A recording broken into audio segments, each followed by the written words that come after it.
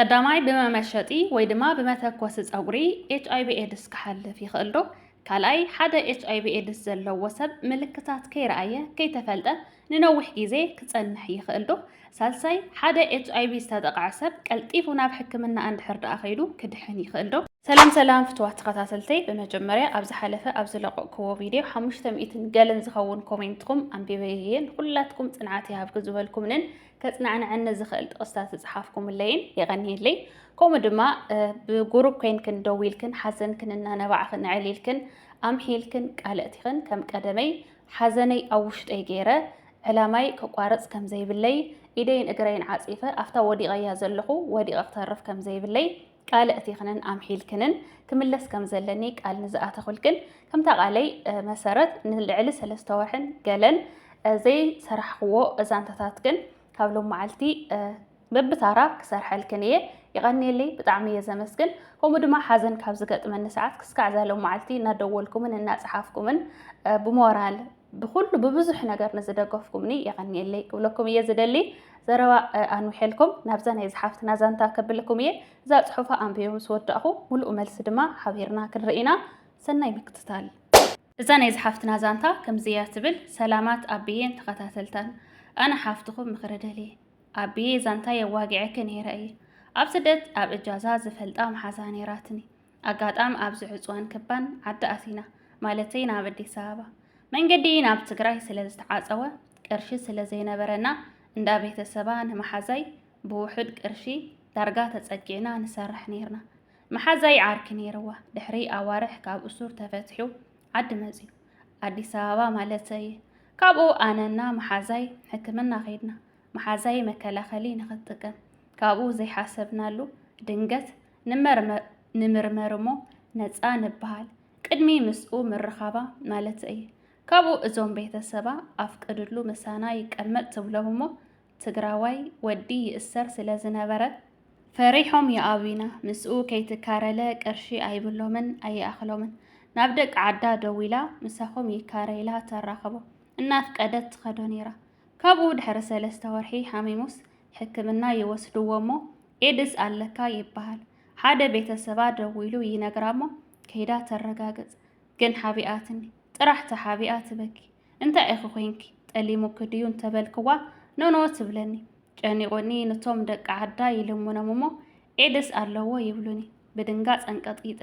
ንዕናይ ተመርመሪ ጥዒቲ እንተ ኮንኪ ካብኡ ትፍለይ እንተ ሃሊኪ ምስኡ ትነብሪ ይብላሞ ሕምምቲ ኢኺ ዝብል ዘረባ ሰሚዐ ክነብር ኣይደልን በቃ ከመርመር ኣይደልን ኢላ ተኣብየኒ ካብኡ ለ ትቕየረኒ ትርሕቐኒ ምንም ዘይገበርክዋ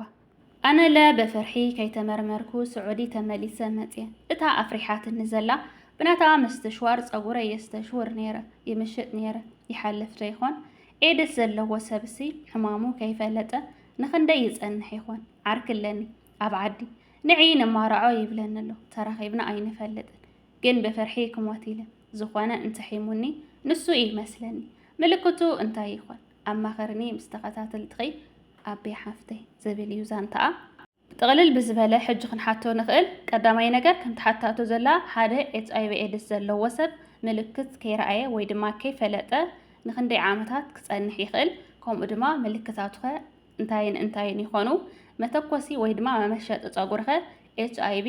ክሓልፍ ይኽእል ዶ ዝብል ጠቕላላ እዚ ሓታታ ዘላ ኣብ ቅድሚኹም ሰርች ጌርና ሙሉእ መልሲ ክንርኢና ንስኻትኩም እውን ምሳእየይ ኣንብቡ ረኣዩ ብፅሑፍን ብቪድዮን ከርእየኩም እየ ደጊመ ሰናይ ምክትታል ከምዚ ትርእይዎ ዘለኹም ሰርች ክገብር እየ ሰርች ገይረ ፅሒፈ ተንሕቶታት ምስ ወዳእኹ ከርእየኩም እየ ደቓይቕ ንኽሕፅረልኩም ከምዚ ገይረ ድማ ፅሒፈ ኣለኹ ሓደ HIV ኤድስ ዘለዎ ሰብ ምልክታት ከይረኣየ ወይ ድማ ከይተፈልጠ ንነዊሕ ግዜ ክጸንሕ ይኽእል ዶ HIV ዝተጠቕዐ ሰብ ቀልጢፉ ናብ ሕክምና እንተኸይዱ እቲ ቫይረስ ካብ ደሙ ክጠፍእ ወይ ድማ እቲ ሰብ ክድሕን ይኽእል ዶ ሓደ HIV ዘለዎ ሰብ እንታይን ዓይነት ምልክታት የርኢ ብኤሌክትሪክ መተኮሲ ፀጉርን ብኖርማል መመሸጢ ፀጉርን HIV ክመሓላለፍ ይኽእል ዶ ኢለ እየ ሓቲተ ዘለኹ ብጥቕልል ዝበለ ሕቶታታት ንኸምልሰላ ንዓና እውን ዘይፈለጥናዮም እንታይ እክንፈልጥ ማለት እዩ ከምዚ ዓይነት መልሲ ድማ መሊስልና ኣሎ ሓቢርና ነንብቦ ሰላም ብዛዕባ HIV ዝሓተትካዮ ሕቶ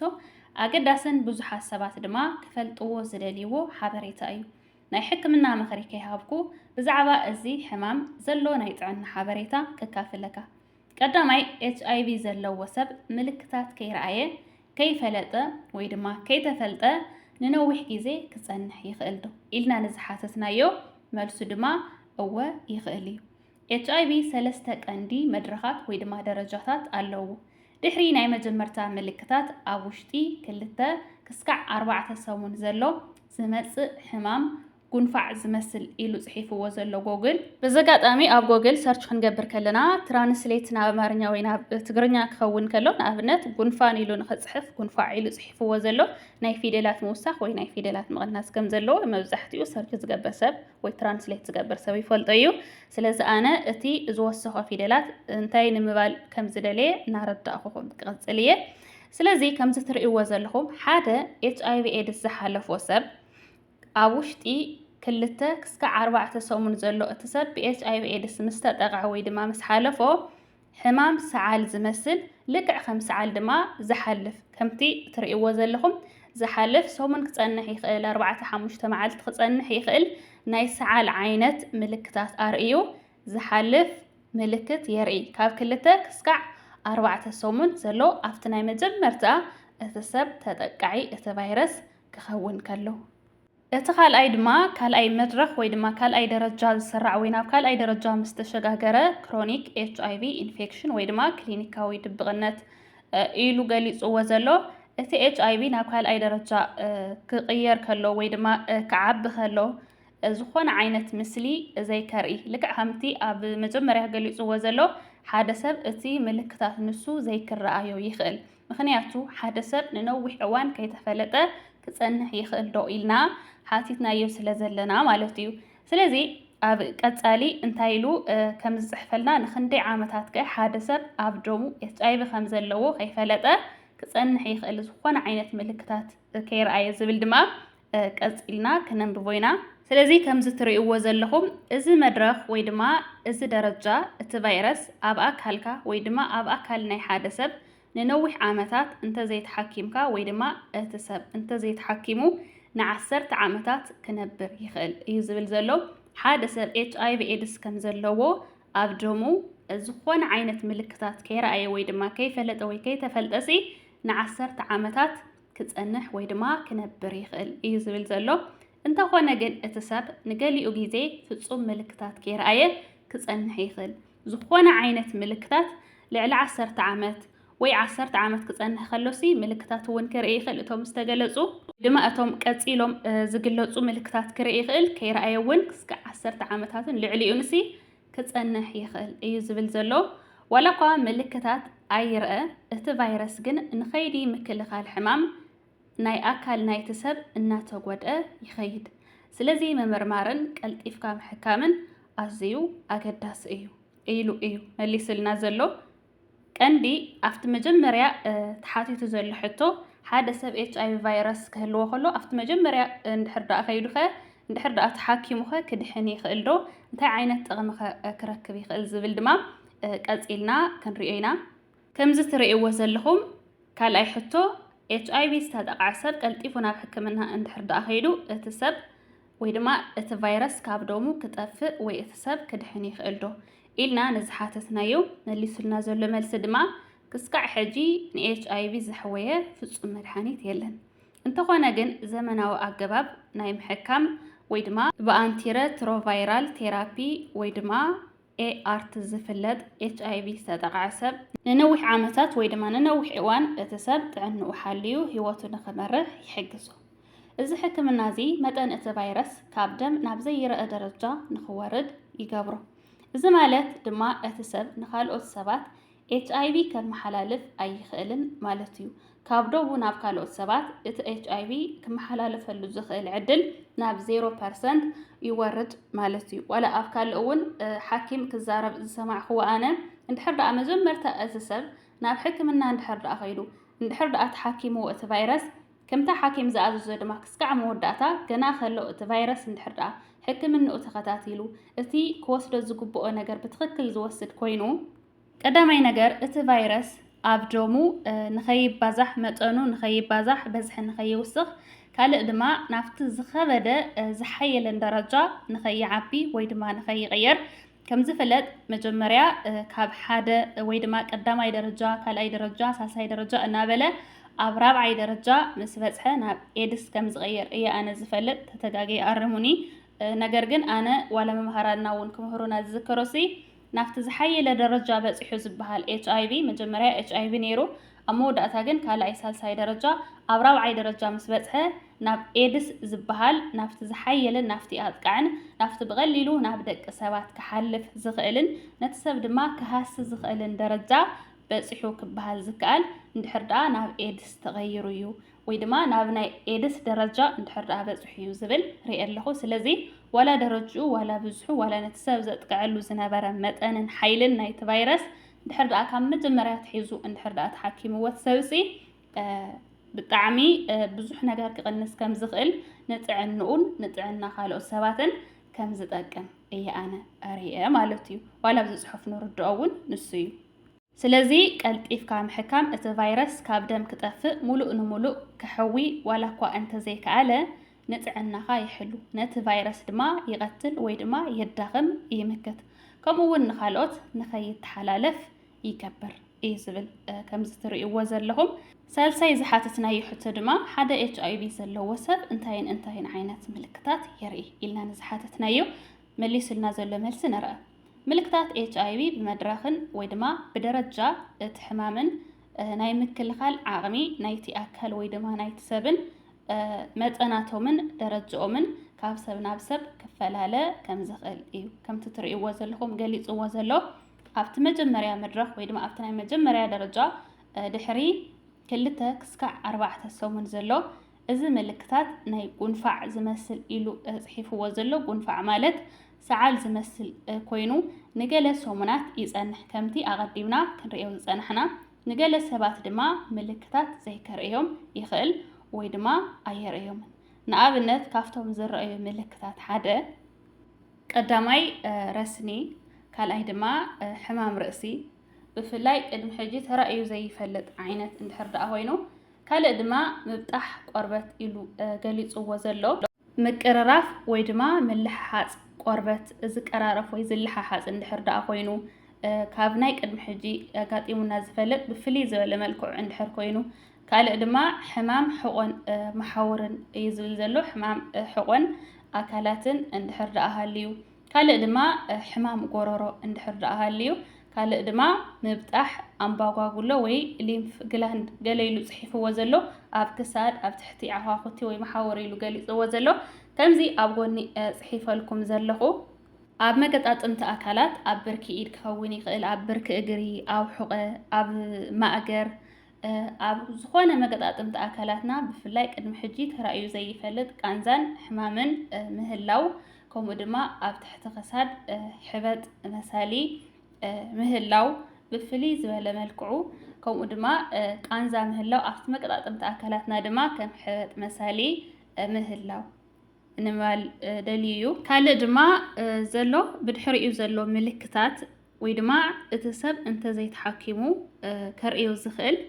اتفيروس ان عابية كخيد كلو ملكتات ان خفأ يخيد نعابنت نوح زنح من بتح أباقاقولو إلو قليت وزلو ننوح كيزا زنح كأنزا مقدات امتي أكالات حجون نابكال أي درجة مستشقاقرة يرئي كال أي دما كم زترئي وزلهم دخام كال دما نايليتي معراق إلو وزلو دما نايليتي رهاز نمفاليو كسكع كدانو زتلكي حادثة بزي زخون عينة رسني بفلاي اند حردها راها زرهز قوينو ليتي كاندي ملكت كبهالي قال ننوح زصنح تمساص مالتو دما ننوح زصنح نسون وين خلته سومن زصنح تقماط اند حردها هاليو كوم دما هاندبتاوي مغدال كبدت وي دما مقناس ميزان سبنت اند حردها هاليو كوم دما اب لسان وي اب اف حوسي زرأ حوسي نج قلمي لصحيفو وزل دما اب ملحس وي اب اف ناي حادثه زرأ فلاي ترأيو زي فلت عينت قسلي زوص اندحر دا خوينو صعدا حبر زلهو قسلي زوص اندحر دا خوينو كالق بتوسخ زرأ خوون كمزي ሽፍታ ወይ ድማ ፈፀጋ ዝበሃል ዓይነት ምልክት ወይ ድማ ቅርፂ ዘለዎ ግን ደቃሲ ቀይሕ ሕብሪ ዘለዎ ብጣዕሚ ዘቐንሱ ቅድሚ ሕጂ እቲ ሰብ ርእይዎ ዘይፈልጥ ዓይነት እንድሕር ደኣ ኮይኑ ብፍላይ ኣብ ዝተፈላለዩ ክፋል ኣካላቱ ብበዝሒ ዝወፅእ እንድሕር ኮይኑ እውን ምልክት ክኸውን ይኽእል ዝብል ርኢ ኣለኹ። ፈፀጋ መሳሊ ኮይኑ ግን ቀይሕ ሕብሪ ዘለዎ ቅርፁ ድማ ንእሽተይ ፍልይ ዝበለ እንድሕር ኮይኑ ዝብል ርኢ ኣለኹ። ካልእ ድማ ክቱር ሕማማት ከም እትርእይዎ ዘለኹም ናይ ሳምቡዕ ሕማም ወይ ከዓ ካልእ ዓይነት ካንሰር ክኸውን ይኽእል ወይ ድማ እዚ ከምዚ ዓይነት ምልክታት ክረአ ከሎ እዚ ቫይረስ ናብ ናይ መወዳእታ መድረኽ ወይ ድማ ደረጃ ናብ ኤድስ ዝበሃል ደረጃ ከም ዝዓበየ ወይ ድማ ይዓቢ ከም ዘሎ ከም ዝኾነ እዩ ኣብዚ ፅሑፍ ከም እትርእይዎ ዘለኹም ዘርእየና። ስለዚ እቲ ቫይረስ ዓብዩ ብዙሕ ደረጃታት ወይ ድማ ቁፅርታት ሓሊፉ ናብ ኤድስን ናብ ሓደገኛ ደረጃ ከም ዝበፅሐ እዮም ዘርእዩ እቶም ክንሪኦም ዝፀናሕና ምልክታት እንድሕር ደኣ ተራእየምዎ እቲ ሰብ ማለት እዩ። ራብዓይ ዝሓተትናዮ ሕቶ ድማ ብኤሌክትሪክ መተኮሲ ፀጉርን ብኖርማል መመሸጢ ፀጉርን ኤችኣይቪ ክመሓላለፍ ይኽእል ዶ ኢልና ንዝሓተትናዮ መሊሱልና ዘሎ መልሲ ድማ ብመሰረት መረዳእታታት እዚ ኣገባብ ናይ ምምሕልላፍ ኤችኣይቪ ኣዝዩ ኣሳሳሒ ዘይኸውን እዩ ኢሉ ገሊፅዎ ዘሎ። ኣሳሳሒ ማለት ዝተሓተ ወይ ድማ ክኸውን ዘይኽእል ክፍጠር ዘይኽእል ዝቐለለ ነገር ንምባል እዩ። ስለዚ ምክንያቱ ድማ ኣብ ታሕቲ ገሊፅዎ ከም ዘሎ ኤችኣይቪ ካብ ኣካል ወፃኢ ንነዊሕ ግዜ ክነብር ኣይኽእልን ብቐሊሉ ይመውት እዩ ኢሉ ይገሊፅዎ ዘሎ። ካብ ኣካል ወፃኢ ምባል ደልይዎ ዘሎ ድማ ንኣብነት ፀጉርና ናይ ደገ ኣካል ተባሂሉ ወይ ድማ ምስ ናይ ደገ ኣካል እዩ ዝስራዕ። በዚ ኣጋጣሚ ብዛዕባ እዛ መተኮስ ፀጉሪ ቀንዲ ሓታታ ስለ ዘላ እዚ ሓፍተይ ንኩላትና እውን ሕቶ ክፈጥረልና ወይ ክፈጥረልኩም ስለ ዝኽእል ኣነ ኣብ ካልእ ፅሑፍ እውን ከም ዝረኣኽዎ መመሸጥ ፀጉሪ ኮይኑ እንድሕር ደኣ ኤሌክትሪክ ዘይኮይኑ እሞ ሓደ ሰብ እንድሕር ደኣ ቫይረስ ሃልይዎ በቲ ቫይረስ እንድሕር ደኣ ተጠቃዕ ኮይኑ እቲ ሰብ እሞ ኣብ ቆርቤቱ እንድሕር ደኣ ዝኾነ ዝተለሓፀ ወይ ዝቆሰለ ሃልይዎ ዝቆሰለ ቆርቤት ርእሱ ዝቆሰለ ክኸውን ይኽእል፣ ዝደመየ ክኸውን ይኽእል፣ ደም ዘፍስስ ክኸውን ይኽእል ወይ ዝተለሓፀ ክኸውን ይኽእል። እንድሕር ደኣ ሃልይዎ እቲ ሰብ እሞ ካልእ ሰብ ድማ በታ መመሸጥ ንሳ እታ ደም ዝተንከፈት መመሸጥ ኤሌክትሪክ ዘይኮነትሲ እዚ ኖርማል ሚዶ ወይ ድማ መመሸጥ ኢልና ንፅውዖ ሓደ ኤችኣይቪ ኤድስ ወይ ድማ ኤችኣይቪ ቫይረስ ዘለዎ ሰብ ኣብ ቆርበት ፀጉርና ናይ ውሽጢ ኣካል ወይ ድማ ናብ ናይ ውሽጢ ኣካል ይምደብ፣ እቲ ዘለላ ፀጉርና ድማ ናብ ናይ ደገ ኣካል ይምደብ። ስለዚ ኣብቲ ናይ ደገ ኣካል እቲ ኤችኣይቪ ቫይረስ ዘለዎ ሰብ እቲ ዘለላ ፀጉሩ ጥራሕ ዝምሽጥ እንድሕር ደኣ ኮይኑ ወይ ድማ ካፍቲ ቆርበት ርእሱ ዝደመየ ወይ ድማ ደም ዘውፅእ ዝተለሓፀ ነገር እንድሕር ደኣ ዘይሃልዩ እሞ ፀጉሪ መሽጡ ሓደ ኤችኣይቪ ዘይብሉ ሰብ ድማ በታ ናቱ መመሸጢ ተጠቒሙ እንድሕር ደኣ መሽጥሉ ክሓልፈ ይኽእል። እንድሕር ደኣ እቲ ሰብ ኤችኣይቪ ኤድስ ሃልይዎ እሞ ኣብ ቆርበት ርእሱ እንድሕር ደኣ ዝደመየ ወይ ዝተመለጠ ዝተበጥሐ ነገር ደም ከውፅእ ዝኽእል ወይ ድማ ናይ ውሽጢ ስጉኡ ክትንክፍ ዝኽእል ነገር ወይ ክርአ ዝኽእል ነገር ኣብ ቆርበት ርእሱ እንድሕር ደኣ ሃልይዎ እሞ ፀጉሩ ክምሽጥ ከሎ ዘለላ ፀጉሩ ጥራሕ ዘይኮነሲ እስቲ ስጉኡ እውን ክስካዕ ስጉኡ እንድሕር ደኣ ዝምሽጠሉ ክስካዕ ቆርበት ርእሱ እንድሕር ደኣ ዝምሽጠሉ ኮይኑ እሞ እታ መመሸጥ ደም እንድሕር ደኣ ተንኪፋ ሽዑ ንሽዑ ድማ ካልእ ጥዑይ ኤችኣይቪ ዘይተለኸፈ ሰብ እታ መመሸጥ ወሲዱ ዘለላ ፀጉሩ እንድሕር ደኣ መሽጥላ እቲ ዘለላ ፀጉሩ ናይ ደገ ኣካል ስለ ዝምደብ ኣብ ናይ ደገ ኣካል ዝበሃሉ ድማ ኤችኣይቪ ቫይረስ ካብ ካልእ ሰብ ናብ ካልእ ሰብ ናይ ምሕላፍ ዓቕሙ 0% ከም ዝኾነን ቀልጢፉ ከም ዝመውት ነዊሕ ከም ዘይፀንሕን ስለ ዝግለጽ ክሓልፎ ኣይኽእልን። እንድሕር ካፍቲ ኤችኣይቪ ቫይረስ ዘለዎ ሰብ እታ ደም ዝተንከፈት እታ ቆርበት ርእሱ ተንኪፋ ዝተለሓፀ ወይ ዝቆሰለ ሰውነቱ ተንኪፋ እንደገና እቲ ሓደ ጥዑይ ሰብ ወሲዱ ዝምሽጠላ ዘሎ ፀጉሪ ክስካዕ ቆርበት ርእሱ እንድሕር ደኣ መሽጥላ እንድሕር ደኣ ስግኡ ቆርበት ርእሱ እንድሕር ደኣ ምስ ደማ እታ ደም ዝተንከፈት መመሸጥ እንድሕር ደኣ ተንኪፋ ግን ክሓልፎ ይኽእል እዩ። ብፍላይ ሽዑ ንሽዑ ወይ ድማ ኣብ ሓፂር ደቃይቕ ወይ እዋን እንድሕር ኮይኑ ዝብል መጽናዕቲ ርኢ ኣለኹ ማለት እዩ። እንድሕር ደኣ ኤሌክትሪክ ኮይኑ እቲ መተኮሲ ግን መብዛሕትኡ ግዜ ኤችኣይቪ ቫይረስ ኣብ ሓዊ ወይ ድማ ኣብ ኤሌክትሪክ ነገር ነዊሕ ክጸንሕ ከም ዘይኽእል ካብ ሰብ ናብ ሰብ እውን ክሓልፍ ከም ዘይኽእል رئي اللهو كأسئلنا ون كننبوينا تعينت ملس خمز هبنا سلازي إلكتريك ندحر كوينو زحفتي كم زن عيون زبلتني إلكتريك متقوسي ويدما بتلمدو بعد عرب مستشواري لنا نصوعو استشوار كم زنبرت مقرات ناي صقورناي ود خوني خل مستشوار ويدما متقوس صقورناي ناتنا ناي قوالات كخوني خل بحافشا زراسنا نجر حوز اللو نجر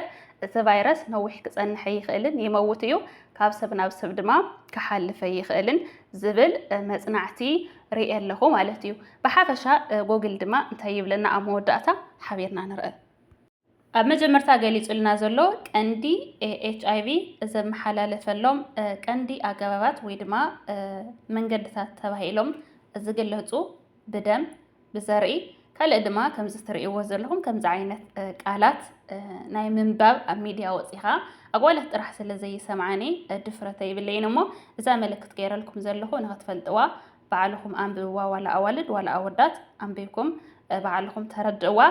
تابد حريقة زلنا يمقون فع فساسي إلوا زلقين مالس كاب أدرو نابعشل زم حلالف أبوان حرسي كخوني خيل أبوان تنسك خوني خيل كم أون أدرو نولادا طب أبتت بولو ساعات بس أدرو بيلو ويدما بدم بتنسيخون بحرسي بفلاي أب حرسن أب طو أب تطول ساعتين كم حلالفو يخلو يزبل زلو كان دي HIV زمحلالف لهم كم زتريو زلهم صحيفة لكم زلهو بعلهم وين كتنبوه تخليهم مالتي قال نامنا إلكتريك متقوس أقول دما تمليسو صحيفة لنا له لذي إلكتريك متقوس أقولي ويدما نورمال ما مشى أقولي بغتها ندم وين خالق أجداس فساسي إلو قال يتسوى زلو نخال أكل نايتسب دم زلو ويز تبت حوي كم تخجلت أنحو ولا قا تنكيفو ويدما تسيقو أنت تلحالة خفتي قربت نايتسب ويدما أنت تسيقه فيروس HIV كم حلالف أي خيلن إيز بزلو مخنياتو حوس لزخانة أو حودما سلزموت إيز بزلو تحت يلو زقلت أدما نرى أبكي زي ما تقواس أوري بإلكتريك ما تقواسي أب قربت نشتي يغرط ويدما كقود يخل كأصلك يخل أوداتنا أبنت ويكسادم ويزنم قارص أبي خل إحنا ونكموت أقولنا هنتقص كلنا جنبارنا ويكسادنا وزخنا أكل كأصلنا يخل وهي كأصلنا يو سلزي نايم محل لا تعدلو أب أير سلزت أف كاب إلكتريك نجار كم زتر يوزر لهم أزوي زحلي ويكعق حل في خلن أزوي تحتي عقمه ويكعق حل في خلن سبل إيو تجليد زلوا أب حدا متنعسات إنك أخبر كم زجبا يحبروا ولا قا أنت حبروا فلاي متى قوس أجري ويما مشت أجري دم زنخ أنت خوينو يزبل زلوا لازم أزيو تحط حدا جا يزبل زلوا بتحط متأنو بفلاي كم زخ قال جوز أنا حو ما مشت عند حرد أهالي كاب إلكتريك وز عند حرد أخوينو دومون قربتون تنكفو عندنا مليسو اتحاد طعي سبدما صبرو خمشت الله الله هم تخجل جوز أنا حو قربت رأسي نايتي HIV زلوا سب تنكفو عندنا نايت حدا قربت رأسو تنكف كله دم استنكف عند حركوينو هم زخ قال جوز أنا حو متنع السات كنت أنقع كم زلنا كم زحبرو أي زحفلنا زلوا سلزي حدا خطفلت أزقبا أقداسنا قريلو دما وسيغلنا له ናይ HIV ዝኾነ ይኹን ስግኣት እንተሃሊካ ኣብ ክንዲ ምልክታት ጥራይ ምምርኳስ ወይ ድማ ምልክታት ርአየ ወይ ኣይረኣኹን ኢልካ ነቶም ምልክታት ኣብ ክንዲ ምጽባይ ክትምርመር ከም ዘለካ እዩ ነቲ ሓበሬታ ሙሉእ ንሙሉእ ከረጋግጾ ዝኽእል ኢሉ ይጽሕፍልና ዘሎ ስለዚ ሓደ ሰብ ወይ ምልክታት ርአየ ወይ ምልክታት ኣይረኣኹን ኢሉ ኣብ ክንዲ ንምልክታት ጥራሕ ከም ትጽሕፍዎ ዘሎ ምምርኳስ ወይ ድማ ንምልክታት ምእማን ኣብ ሕክምና ኸይዱ ተመርሚሩ ጥዕንኡ ክፈልጥ ከም ዘለዎ እዩ ኣብ መወዳእታ ኣመኺርና ዘሎ ስለዚ ኣነ እውን ሎም መዓልቲ ዝነበረትና ጻንሒት ደቂቕ ስለዘንዋሕኩልኩም ይቅርታ ኣብዚኣ ክፍለየኩም እሞ ኣብ ቀጻሊ ቪድዮ ክስካዕ ንራኸብ ስስነይ ንዓኹም ባይ ባይ